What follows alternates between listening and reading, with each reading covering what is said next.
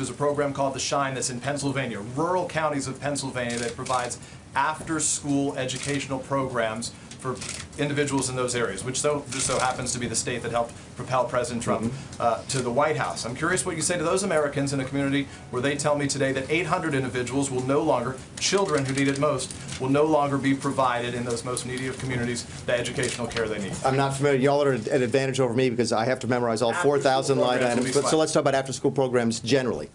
They're supposed to be educational programs, right? And that's what they're supposed to do. They're supposed to help kids who don't get fed at home get fed so they do better in school. Guess what?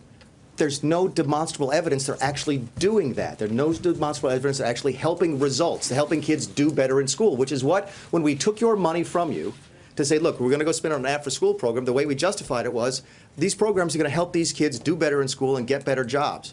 And we can't prove that that's happening. To be clear, we're saying, the administration with this budget is saying that no after-school programs out there are doing their job and helping educate these children. No, but I don't, and again, now you're asking me a question I don't know the answer to, but I don't believe we cut all the funding for those types of things.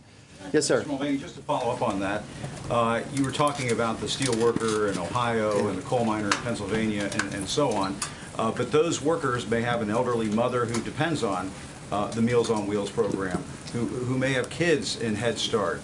And yesterday or the day before you described this as a hard power budget, but is it also a hard-hearted budget? No, I don't think so. In fact, I think it's probably one of the most compassionate things we can do to actually programs that help the elderly. You're only focusing on half of the equation, right? You're focusing on recipients of the money. We're trying to focus on both the recipients of the money and the folks who give us the money in the first place.